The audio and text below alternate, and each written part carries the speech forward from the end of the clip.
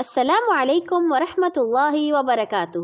ہنستے مسکراتے چمکتے دمکتے ہوشیار ہموطن گوش ساتھیوں، کہانی زبانی کی جانب سے خوش آمدید، جہاں آپ سنتے ہیں روزانہ رنگ برنگی نئی پرانی ہستی ہساتی سیکھتی سکھلاتی سچی خیالی تاریخی قرآنی اور دیس دیس کی مزیدار کہانیاں۔ آج ہم آپ کے لیے لائے ہیں تاریخ سے ایک بالکل سچی کہانی۔ تاریخی کہانیاں بھلا کیسی ہوتی ہیں؟ یا بادشاہوں کی یا جنگوں کی؟ آج کی کہانی کا عنوان ہے غریب بادشاہ، اور اس سے آپ کے لیے لکھا ہے طالب ہاشمی نے۔ پیارے بچوں، آپ سوچتے ہوں گے کہ غریب بادشاہ کیا بات ہوئی؟ بھلا کوئی بادشاہ بھی غریب ہو سکتا ہے؟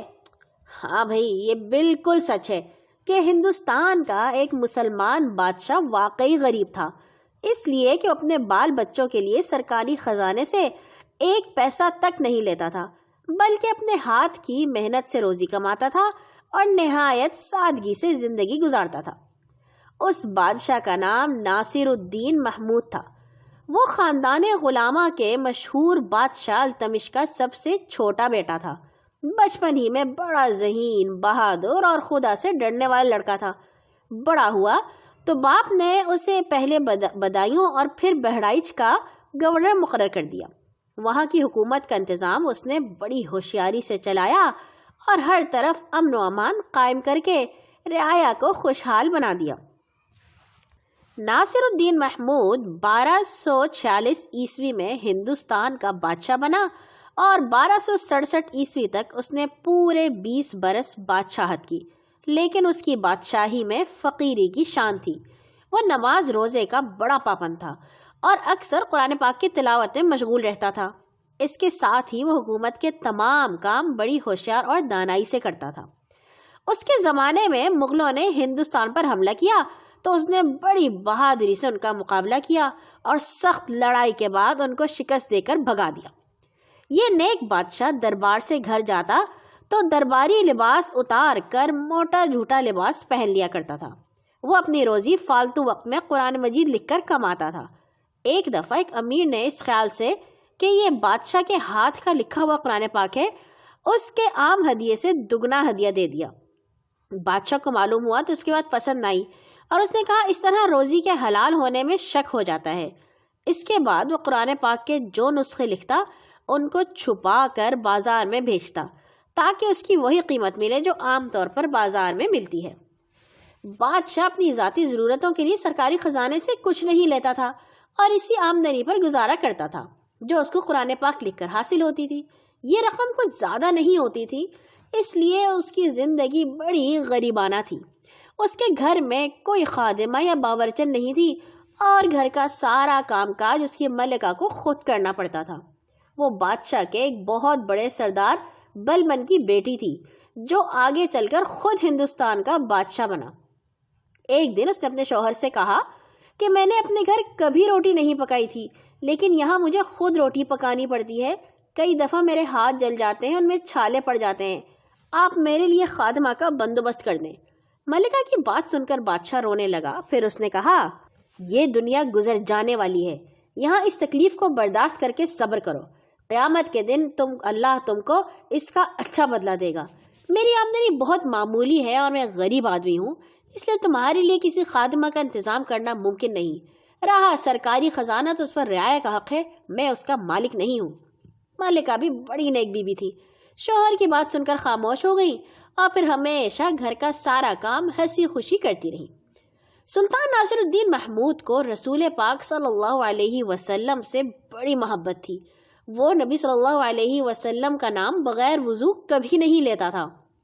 اس کے ایک خاص درباری کا نام محمد تھا اور لقب تاج الدین۔ وہ ہمیشہ اس کو محمد کہہ کر پکارا کرتا تھا۔ ایک دن اس نے اس کو تاج الدین کہہ کر بلایا۔ یہ سن کر محمد کے دل میں خیال آیا کہ شاید بادشاہ مجھ سے خفا ہو گیا ہے کہ اس نے میرا اصلی نام نہیں لیا۔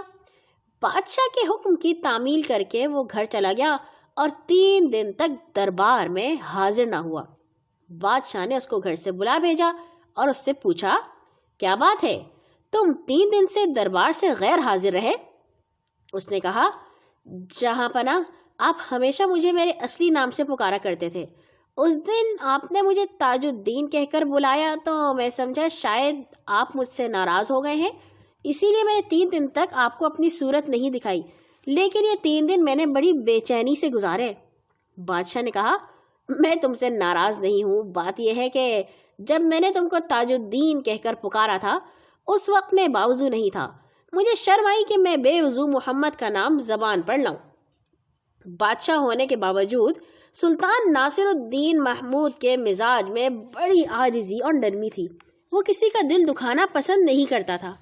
ایک دن وہ قرآن پاک پڑھ رہا تھا کہ کوئی شخص اپنی حاجت لے کر اس کے پاس آیا۔ اس کی نظر قرآن پاک کے ایک صفحے پر ایک ایسی جگہ پر پڑی جہاں فی ہی دوبارہ لکھا ہوا تھا۔ اس نے بادشاہ سے کہا کہ اس جگہ ایک فی ہی زائد ہے۔ بادشاہ نے قلم دوات لے کر ایک فی ہی کے گرد دائرہ کھینچ دیا، پھر اس شخص کی ضرورت پوری کر کے اس کو رخصت کر دیا۔ جب وہ چلا گیا تو چاقو منگا کر اس دائرے کو کھرچ دیا۔ ایک خادم خاص پاس کھڑا ہوا یہ سب دیکھ رہا تھا۔ اس نے پوچھا آپ نے ایک شخص کے سامنے تو ایک فی ہی کے گرد دائرہ کھینچ دیا اور اس کے جانے کے بعد اس کو مٹا دیا، کیا سبب ہے؟ بادشاہ نے کہا وہ ایک ضرورت مند کی حیثیت سے میرے پاس آیا تھا، لیکن اس نے جو بات کہی وہ غلط تھی۔ اگر میں اس سے کہتا کہ تم غلط کہہ رہے ہو تو وہ شرمندہ ہوتا، اس لیے میں نے اس کا دل رکھنے کی خاطر ایک دائرہ کھینچ دیا، پھر اس کو مٹا دیا۔ کاغذ پر لکھی ہوئی عبارت کو مٹانا آسان ہے، لیکن کسی کے دل کو توڑ کر پھر اس کو جوڑنا بہت مشکل کام ہے۔ اس نیک دل بادشاہ نے 1267 عیسوی میں وفات پائی۔ پاکستان اور بھارت کے مسلمان آج تک اس کی پرہیزگاری اور نیکیوں کو یاد کرتے ہیں اور اس کے لیے بخشش کی دعا کرتے ہیں۔ اللہ تعالیٰ مسلمانوں کو پھر ایسے نیک دل اور پرہیزگار حکمران عطا فرمائے، آمین۔ کل آئیں گے ایک اور نئی کہانی کے ساتھ انشاءاللہ۔ اپنے ارد گرد کے لوگوں کا خیال رکھیے گا۔ اللہ حافظ۔